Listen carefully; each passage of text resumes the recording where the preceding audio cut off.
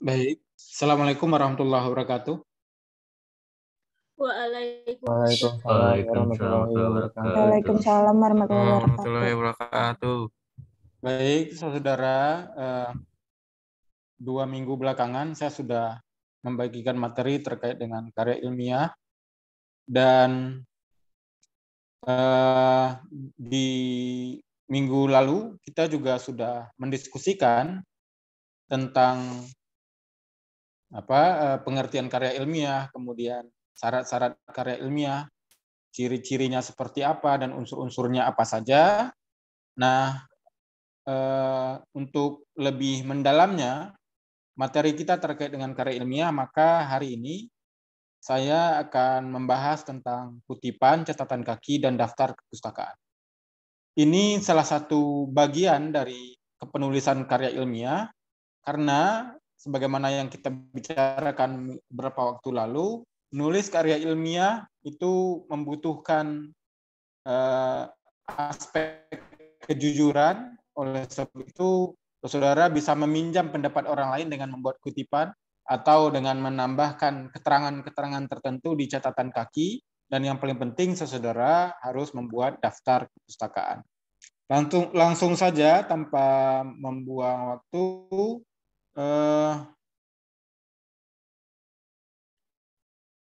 kita lihat pengertiannya.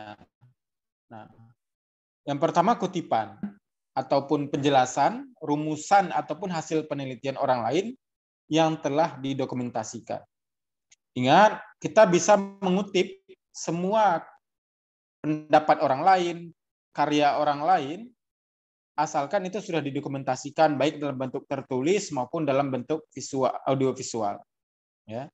Seperti Anda bisa mengutip buku, bisa juga mengutip video dan seterusnya. Yang selanjutnya, tujuan dari membuat kutipan itu adalah untuk menegaskan isi uraian dan membuktikan kebenaran yang diteliti oleh penulis. Jadi, saudara-saudara, materi ini yang membahas tentang tujuan membuat kutipan, di sini nanti saudara bisa memahami bahwa sebagai seorang penulis, dia butuh pembuktian bahwa apa yang disampaikannya itu didukung oleh pendapat orang lain. Apa yang disampaikan itu adalah sebuah kebenaran, ya, dan dibuktikan dengan pendapat-pendapat yang disampaikan oleh para ahli. Oleh sebab itu, kita perlu membuat kutipan, mengutip pendapat orang yang terdahulu. Yang kedua, kenapa kita membuat kutipan? Agar tidak terjadi tumpang tindih pendapat yang sama yang telah diselidiki sebelumnya. Ya, agar tidak terjadi tumpang tindih pendapat. Pendapat si A sudah ada, kemudian Anda kemukakan ulang. Itu agar untuk menghindari hal itu, dibuatlah kutipan. Kemudian tentunya kutipan ini bertujuan untuk mengkaji interpretasi penulis terhadap kutipan tersebut. Kemudian menunjukkan bagian atau aspek topik yang akan dibahas. Ini jelas ya. Jadi untuk menunjukkan aspek-aspek yang akan Anda bahas, maka Anda dalam menulis karya ilmiah disarankan untuk membuat kutipan. Kemudian ini yang paling penting, mencegah terjadinya plagiasi atau mengakui karya orang lain sebagai karya Anda. Nah, dalam kaidah ilmiah tentu saja meminjam pendapat orang lain ini tidak bisa seperti meminjam barang. Karena nggak mungkin Anda mendatangi orangnya dan segala macam. Bagaimana kalau Anda mengutip buku-buku yang penulisnya sudah meninggal contohnya? Atau penulisnya sudah jauh di negara mana? Secara ilmiah Anda bisa meminjamnya dengan cara membuat kutipan. Nah, saudara, catatan yang penting di sini adalah kutipan itu bukanlah himpunan atau pendapat orang lain. Oleh sebab itu, sebuah karya ilmiah itu janganlah membuat kutipan terlalu banyak atau terlalu panjang. Karena pada dasarnya kutipan itu adalah untuk mengukuhkan pendapat Anda sebagai seorang penulis. Nah, sebelum kita lanjutkan ini, suara saya bisa jelas terdengar? Jelas, Pak. Jelas, Pak. Jelas, Pak. Jelas, Pak. Baik, bisa kita lanjutkan ya. Bisa, Ini Pak. selanjutnya adalah fungsi kutipan itu. Yang paling penting, kutipan itu merupakan penghargaan kepada penulis-penulis sebelumnya. Saya yakin Anda paham bahwa menulis itu tidak gampang. Melakukan kajian ilmiah itu tidak gampang, ya. Anda barangkali nulis makalah tugas saja susahnya minta ampun, apalagi menghasilkan sebuah teori dan lain-lain. Oleh sebab itu, untuk menghargai kerja atau usaha para peneliti tersebut, kita perlu mengutipnya, perlu kita mengutip. Yang kedua, fungsi kutipan tentunya adalah sebagai aspek legalitas. Itu tadi yang saya bahasakan. Anda harus minta izin kepada si penulisnya. Dengan cara apa? Ya dengan cara membuat kutipan. Anda tidak perlu mendatangi rumahnya, Anda tidak perlu mendatangi kuburannya begitu. Tapi cukup dengan membuat kutipannya. Nah, bagaimana teknisnya? Nanti saudara bisa lihat di contohnya, nanti saya berikan contoh. Yang ketiga ya aspek kejujuran. Sebagai penulis karya ilmiah dalam lingkup akademik, kejujuran adalah kunci utama untuk menyuguhkan fakta-fakta akademik dan lain sebagainya. Kemudian yang selanjutnya, membuat kutipan merupakan etika dalam masyarakat ilmiah dan masyarakat akademis. Itu tadi yang kita bahasakan. Ada etika akademik, ada etika ilmiah yang bisa kita lakukan untuk meminjam pendapat orang lain. Ya, karena pada dasarnya sesuatu yang ada di alam semesta ini, sesuatu yang ada di dunia ini kan tidak ada yang baru. Sudah ada peneliti-peneliti sebelumnya yang mengamati, sudah ada kajian-kajian sebelumnya yang dituliskan. Oleh sebab itu kita bisa merujuknya atau meminjamnya. Baik, saudara, kita lanjutkan. Nah, tadi sekarang kita lihat prinsipnya. Prinsip utama dalam membuat kutipan adalah Anda tidak boleh mengubah pendapat orang lain. Ini banyak kejadian ya. Karena Anda ingin berpendapat menyampaikan sesuatu hal, kemudian Anda modifikasi pendapat orang lain agar sesuai dengan pendapat Anda. Ini tentu tidak sesuai dengan kaidah akademik. Ya. Ini tidak sesuai dengan kaidah. Ini secara teknis, sekiranya ada kesalahan, ya Anda tidak perlu merevisinya atau memperbaikinya. Anda cukup menambahkan kata ini, sik, di dalam tanda kurung. Ini untuk menunjukkan bahwa Anda tidak bertanggung jawab atas kesalahan itu, karena kesalahan dilakukan oleh orang yang Anda kutip. Yang ketiga, kalau sebuah kutipan panjang, sebuah tulisan panjang, kemudian Anda tidak perlu mengutip semuanya, maka Anda bisa menghilangkannya dengan menambahkan, kalau yang Anda potong adalah bagian depannya, Anda tambahkan titik 2 di atas, titik 3 di atas. Kalau Anda hilangkan adalah bagian bawahnya, maka Anda tambahkan titik 3 di bagian bawah. Jadi Anda mengutip seperlunya sesuai dengan kebutuhan dari kajian Anda. Ini prinsip-prinsip membuat kutipan. Nah, saudara, sebelum kita masuk kepada jenis kutipan, ya, nah ada pertanyaan terkait dengan ini prinsip-prinsip kutipan, ya. Kemudian juga ada fungsinya, ada pengertiannya. Silakan kalau ada pertanyaan.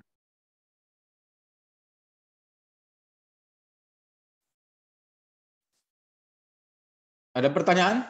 Cukup dulu? Cukup, Pak. Belum ada. Baik, kita lanjutkan. Sekarang kita lihat ada jenis-jenis kutipan. Kutipan itu ada kutipan langsung dan ada kutipan pendek. Kutipan tidak langsung. Kutipan langsung itu juga terbagi menjadi dua, yaitu kutipan langsung pendek dan kutipan langsung panjang. Kapan sebuah kutipan disebut sebuah kutipan langsung pendek? Ketika kurang dari 4 baris. 4 baris ketikan ya, 4 baris ketikan. Nah, kapan sebuah kutipan disebut kutipan panjang? Ketika lebih dari 4 baris. Nah, saudara, bagaimana teknisnya? Nah, kutipan langsung pendek itu kita buat dengan cara yang pertama diintegrasikan ke dalam teks. Jadi kutipan pendek itu dia bergabung dengan teks dalam paragraf yang sama. Dia tidak berbeda, jarak spasinya juga sama, jenis hurufnya sama, tidak dimiringkan, ya. Nah, kutipan diapit oleh tanda kutip ya, tanda ketik 2 atau dimiring atau maaf ini karena kutipan pendek dia dimiringkan atau diberi tanda petik 2. Kemudian di belakang tanda kutip ditulis nama pengarang, tahun terbit dan nomor halaman. Ini yang disebut dengan sitasi itu. Jadi nama belakang penulis, tahun terbit dan nomor halaman. Saudara-saudara, perlu digarisbawahi bahwa ada tradisi selingkung di kampus-kampus tertentu atau di institusi-institusi tertentu. Nah, ini yang kita sampaikan, yang kita bahas di sini, ini adalah secara garis umumnya saja, secara garis besarnya saja, ya. Nah, adapun nanti bagaimana kalau di kampus saya seperti ini, Pak, di fakultas saya seperti ini. Silahkan saja Anda ikuti aturan baku yang sudah dikeluarkan oleh kampus. Biasanya di setiap kampus itu ada surat keputusan rektor tentang pedoman penulisan tugas akhir. Minggu lalu juga sudah saya singgung itu. Anda merujuk pada pedoman penulisan tugas akhir tersebut. Ini yang pertama ya, kutipan langsung pendek. Yang kedua, ada yang disebut dengan kutipan langsung panjang. Nah, kutipan langsung panjang itu jika lebih dari 4 baris, ya. Kutipan itu kalau dia kutipan panjang dipisahkan dari teks. Dia menjadi paragraf tertentu, kemudian jarak spasinya juga dibedakan daripada teks yang awal. Kalau teks awal itu spasinya 1,5, maka di kutipan itu menjadi 1 spasi. Ya. Kemudian tidak diapit tanda kutip, juga dia membentuk paragraf tersendiri, tapi menjorok ke dalam. Nah, kalau dia karya terjemahan, boleh Anda beri tanda petik 2. Ya, kalau dia kata terjemahan. Itu yang pertama, kutipan langsung. Yang kedua, kutipan tidak langsung. Jadi kutipan langsung ada 2, kutipan langsung pendek dan kutipan langsung panjang. Nah, yang sekarang selanjutnya adalah kutipan tidak langsung. Kutipan tidak langsung itu artinya Anda meminjam intisari pendapat orang lain. Ya, Anda meminjam intisari pendapat orang lain dengan bahasa Anda sendiri. Dengan bahasa Anda sendiri, tidak bahasa buku, tapi intinya sama. Nah, kutipan ini biasa juga ditulis dengan cara membuat catatan kaki. Dengan cara membuat catatan kaki. Nah, apa itu catatan kaki? Catatan kaki adalah keterangan-keterangan atas teks yang ditempatkan pada kaki halaman. Jadi dia bisa di bawah halaman itu, ya, di kaki halaman, makanya disebut dengan catatan kaki. Tapi juga boleh dibuat di akhir bab, di akhir bab. Di akhir bab. Ada bab 1, kemudian ditambahkan catatan kaki. Keterangan atas catatan kaki. Atau boleh dibuat pada lampiran tersendiri di bagian belakang sebuah buku. Nah, ini teknisnya tergantung pada Anda. Tapi yang lazim kita temukan catatan kaki ya ada di bawah halaman. Di bawah halaman. Nah, catatan kaki ini harus dijelaskan sumber asal atau keterangan tambahan yang akan memberi penjelasan mengenai teks. Ya, saudara, dalam catatan kaki biasanya penulis akan menyampaikan keterangan-keterangan tambahan. Kalau ada pertanyaan silakan saja diajukan ya, Anda ini saja, Anda interupsi saja silakan.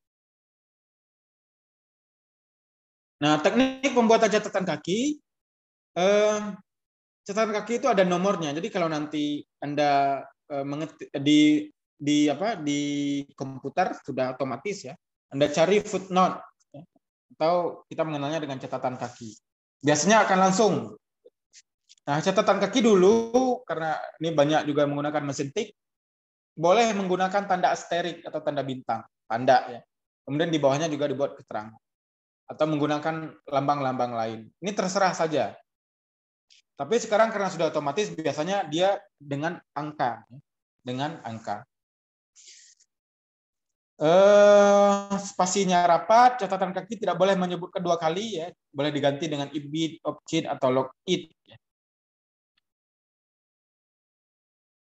Nah, catatan kaki kalau Anda mengutip jurnal, buku atau buku, ya, Anda boleh yang membuat yang pertama itu yang Anda sampaikan informasi terkait dengan pengarang. Nama pengarang ditulis dengan utuh. Ditulis dengan utuh. Tidak nama marga yang ditempatkan di depan atau nama belakang ditempatkan di depan seperti di daftar perpustakaan. Pengarang dan judul buku, antara pengarang dan judul buku dibatasi dengan tanda koma. Ya, kemudian tempat dan tahun terbit ditulis dalam kurung dan halaman di luar tanda kurung. Lebih jelasnya nanti kita lihat contohnya. Ini kita selesaikan dulu pengertiannya. Kemudian daftar kepustakaan. Nah, daftar pustakaan tentunya ini minggu lalu saya sudah sampaikan bahwa ada sekarang software yang bisa membuat daftar kepustakaan secara otomatis. Contohnya Mendeley, ya, dan bisa nanti. Tinggal klik karena sudah diatur dari awal, kemudian dia akan tersusun secara otomatis daftar perpustakaan Anda. Tapi kalau Anda menyusun secara manual, nah daftar perpustakaan itu bisa disusun nanti teknis-teknisnya. Contohnya ada nama penulis, kemudian tahun terbit, judul, kemudian tempat terbit, dan seterusnya. Nah, apa fungsi daftar kepustakaan? Ya, fungsinya secara teoritis adalah membantu pembaca untuk mengenal ruang lingkup studi si penulis. Kemudian juga memberi informasi kepada pembaca untuk memperoleh pengetahuan yang lebih lengkap dan mendalam daripada kutipan yang digunakan oleh penulis. Kemudian membantu pembaca memilih referensi dan materi dasar untuk studi. Ini fungsi daftar pustaka. Tekniknya seperti apa? Nah, sekali lagi, Anda silakan merujuk pada tradisi di lingkungan institusi Anda. Tapi secara umum teknisnya seperti ini. Baris pertama dimulai pada pias kiri, ya, biasa sebelah kiri. Kemudian baris kedua dan selanjutnya dimulai dengan 3 ketukan ke dalam. Ya, kalau itu ada beberapa baris. Kemudian jarak antar baris, ya, ini 1,5 spasi. Kemudian daftar kepustakaan diurut berdasarkan abjad. Setelah nama marga ditempatkan di depan atau nama belakang suku kata terakhir ditempatkan di depan. Kemudian jika penulis sama, Anda tulis dua-duanya. Apa saja unsur-unsur dalam daftar kepustakaan? Nah, unsur-unsurnya adalah yang pertama nama penulis, ya, kemudian tahun terbit di dalam tanda kurung, kemudian judul karya tulis. Kalau buku Anda miringkan, kalau judul artikel Anda buat dalam tanda petik 2. Ya. Kemudian data publikasi bersih nama tempat, kota, dan nama terbit karya yang dikutip. Nah, saudara, selain mengutip dari buku atau merujuk dari buku, saudara-saudara juga bisa merujuk dari internet. Nah, caranya bersama, ya, unsur-unsurnya yang dicantumkan sama, yaitu nama penulis, kemudian judul tulisan, ya, kemudian kalau memang dia dalam sebuah karya tulis yang besar, Anda juga boleh membuat judul karya tulisnya, ya. Kemudian data publikasi berupa protokol dan alamatnya. Nah, kemudian ditambahkan kapan Anda kutip itu, kapan Anda kunjungi. Ini kalau Anda mengutip dari internet. Nah, ini ada teknis-teknisnya, nanti Anda bisa lihat, ya. Nanti bisa saya bagikan materi ini, kemudian ini contohnya, ya. Nah, saudara, ini yang perlu kita perjelas. Tadi dari awal saya sampaikan bahwa tujuan dari membuat kutipan itu adalah untuk menghindari plagiat. Ya. Apa itu plagiat? Nah, plagiat itu mengambil karangan orang lain, pendapat, dan sebagainya, yang seolah-olah Anda akui sebagai karya Anda. Jadi mengakui karya orang lain sebagai karya Anda. Nah, dalam tradisi akademik, plagiat tentu sesuatu yang pelanggaran etika yang berat, ya. Bahkan ini bisa dihukum pidana. Nah, plagiat itu adalah kegiatannya. Orang yang melakukannya disebut dengan plagiator. Ya, plagiator. Siapa itu plagiator? Yaitu orang yang mengakui karya orang lain sebagai karya sendiri. Anda bikin tugas kuliah, cari di internet, kemudian copy, ganti nama, modifikasi judul sedikit-sedikit, udah, kemudian Anda kumpulkan. Itu namanya plagiat. Ya, tadi sanksinya selain sanksi akademik, bisa juga sanksi pidana. Yang kedua, apa itu plagiat? Mengakui gagasan orang lain sebagai pemikiran Anda sendiri. Yang ketiga, mengakui temuan orang lain sebagai temuan Anda. Ya, sama ya. Kalau di EXA kan ada kajian-kajian di laboratorium, ya, hasil penelitian di laboratorium. Kemudian karya orang lain dianggap penelitian sendiri, itu disebut dengan plagiat. Atau plagiat juga bisa mengakui karya kelompok dengan karya sendiri. Ada karya kelompok, ya, tugas-tugas kelompok, kemudian Anda tulis nama Anda sendiri. Jadi tidak mencantumkan nama teman-teman Anda. Itu plagiat. Kemudian menyajikan tulisan yang sama dalam kesempatan yang berbeda tanpa menyebutkan asal-usul. Contohnya tulisan Anda sudah dimuat di jurnal A, kemudian tulisan yang sama Anda kirimkan ke jurnal B. Nah, ketika dimuat di jurnal B, maka tulisan di jurnal B itu juga dianggap plagiat. Ya. Nah, ini juga ya menyalin sebagian ini tadi sudah kita bahas. Menyalin plagiat itu tidak hanya satu karya, ya, tapi juga sebagian juga termasuk plagiat. Meringkas atau memparafrase tanpa menyebut sumbernya itu juga plagiat. Latihannya kita lewatkan saja. Nah, saya ingin melihatkan contoh ya. Contoh sebentar.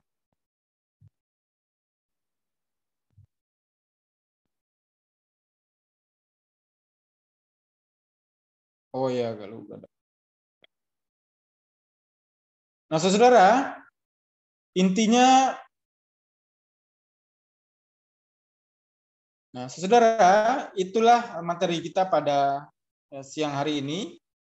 Intinya materi ini terkait dengan bagaimana menyempurnakan sebuah karya ilmiah Anda dari sisi akurasi data, dari sisi bahasa, dan seterusnya.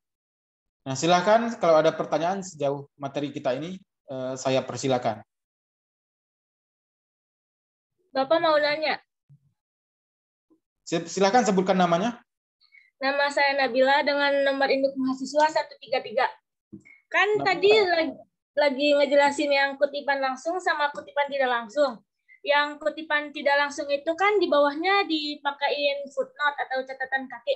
Nah, untuk yang kutipan langsung itu apakah harus pakai footnote juga atau nanti nulisnya di daftar pustaka? Kalau kutipan langsung, itu namanya juga disebut dengan body note. Catatan tubuh itu Anda membuat citasinya.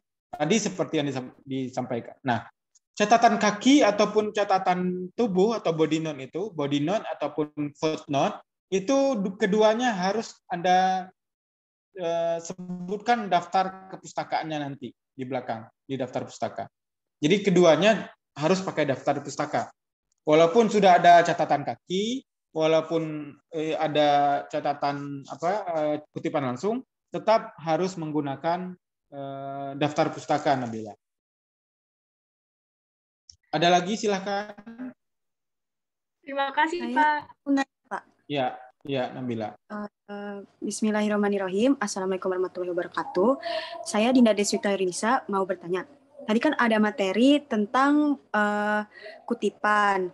Nah, saya nih mau nanya, kalau misalkan kita ingin membuat jurnal atau makalah yang mengutip kepada buku yang berbahasanya bahasa asing, untuk jurnal kita yang memakai bahasa Indonesia, itu lebih baik setelah kita mengutip dari buku atau jurnal bahasa asingnya itu, kita translate lagi nggak sih Pak, di kayak kita memberi kutipannya nih, terus di bawahnya kita jelasin lagi arti kutipan tersebut, atau baiknya nggak usah? Seperti itu Pak. Baik. Terima kasih Pak. Siapa tadi? Dinda, siapa? Iya, Pak Dinda. Dinda ya. Dinda itu dalam prakteknya banyak kita jumpai para peneliti merujuk atau mengutip karya-karya dari penulis asing atau dari ilmuwan-ilmuwan asing. Nah, intinya begini, kutipan itu kan kita meminjam karya orang lain. Nah, kalau karya itu adalah karya yang Anda kutip karya penulis asing, maka itulah yang Anda tambahkan, yang Anda kutip itu sebaiknya. Nah, bagaimana kalau ada karena kita menulis dalam bahasa Indonesia, bagaimana kalau diterjemahkan? Nah, silakan saja, tapi itu dibuat dalam tanda kurung di bawahnya. Tapi bagusnya langsung saja Anda kutip dari buku yang Anda rujuk itu. Karena bentuknya seperti apa gitu ya, tulisannya seperti apa itu yang Anda kutip ulang. Nah, kalau Anda ingin memperjelas, silahkan Anda buat terjemahannya dalam bahasa Indonesia. Gitu, Adinda. Jadi boleh ya Pak, setelah kita mengutip bahasa Inggris, terus di bawahnya kita kayak jelasin, lebih memperjelas pakai bahasa kita, pakai bahasa Indonesia gitu. Boleh. Nah, bahkan nanti ya, itu nanti ada yang disebut dengan interpretasi penulis. Itu Anda buatkan di paragraf di bawahnya. Jadi berdasarkan kutipan di atas, ini sangat jelas bahwa bla bla bla bla, gitu kan? Itu disebut dengan interpretasi Anda sebagai penulis terhadap kutipan tersebut. Oke, terima kasih banyak, Pak. Baik. Silakan kalau ada yang lain.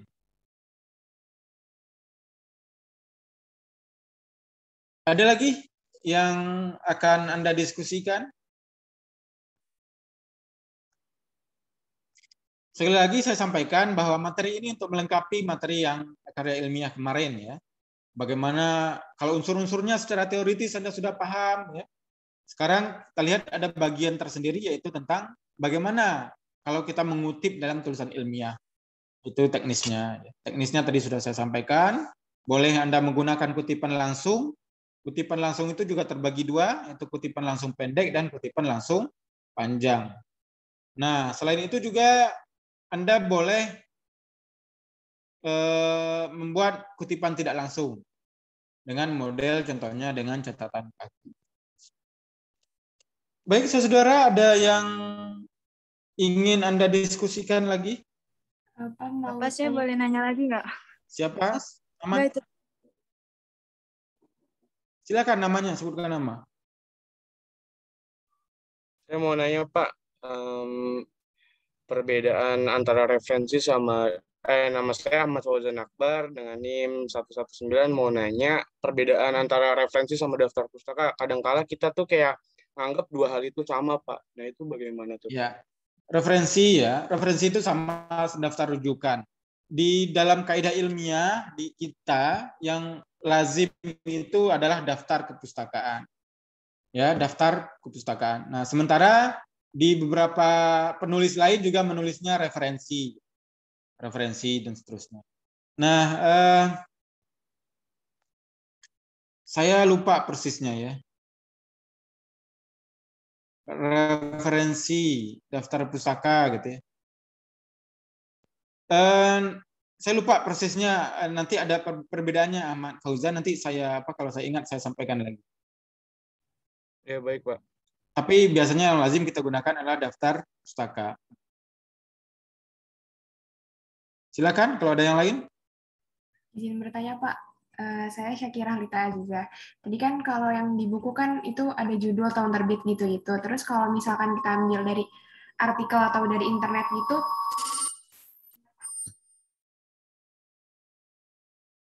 ya. Nah, kalau kita ambil dari internet gitu, ada tambahan lagi nggak Pak? Kayak tanggal sama waktu mengaksesnya itu perlu dicantumkan juga atau enggak? Ya, tadi sudah saya sampaikan di materi kita ya, siapa namanya? Siapa namanya yang bertanya? Syakira, Pak. Syakira ya, tadi sudah saya sampaikan bahwa ada teknisnya ya. Kita tambahkan protokolnya. Ya, contohnya alamatnya segala macam, alamat websitenya ya kan. Nah, seterusnya kita tambahkan kapan kita unduh, itu yang tadi itu. Hari Senin tanggal sekian itu kita unduh. Kapan kita rujuk dan seterusnya. Perlu kita tambahkan begitu saya kira ya. Saya kira. Yang lain? Ya, Aku terima mau kasih, nanya, Pak. Pak. Ya. Saya Mutiah. Jadi saya kan pernah nyoba ini ya Pak, pakai daftar pustaka yang otomatis di Microsoft Word. Di situ nanti hasilnya jadi kayak pakai bahasa Inggris gitu Pak, Retriever apa gitu, saya lupa. Nah itu diperbolehkan atau enggak Pak? Oh iya. Makanya kalau Anda menggunakan software, maka di software itu harus ada Anda sesuaikan pengaturannya. Ada tradisi selingkung yang di dalamnya ya. Contohnya ada apa style, ada MLA gitu ya. Ada yang kalau di kampus-kampus besar itu sudah ada di situ. Contohnya ada PPKI-nya IPB atau UIN. Nah, Anda lihat, Anda merujuk pada tradisi yang mana. Ya. Kalau kalau itu tidak disesuaikan ya akhirnya berantakan, Bahkan tidak sesuai dengan tradisi di lingkungan yang berlaku di institusi Anda. Jadi di settingnya siapa tadi? Mutia Pak. Mutia. Jadi nanti lihat settingnya Mutia. Gitu ya. Kasih banyak Pak. Ya. Ada lagi?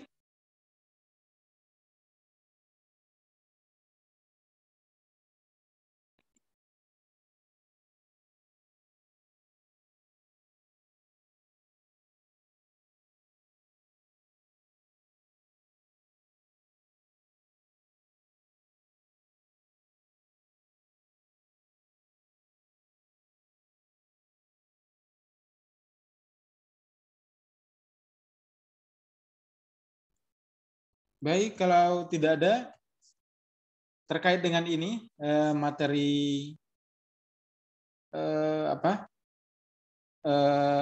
catatan kaki, rujukan, sistem rujukan dan juga daftar kepustakaan.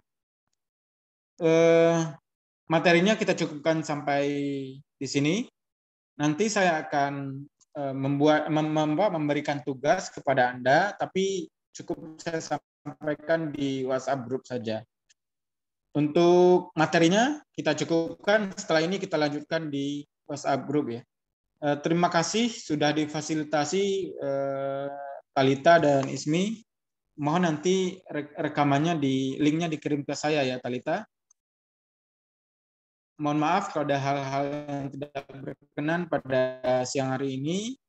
Kita akhiri. Wabillahi taufiq wal hidayah. Assalamualaikum warahmatullahi wabarakatuh. Waalaikumsalam warahmatullahi wabarakatuh. Terima kasih. Waalaikumsalam. Terima kasih Bapak. Yuk.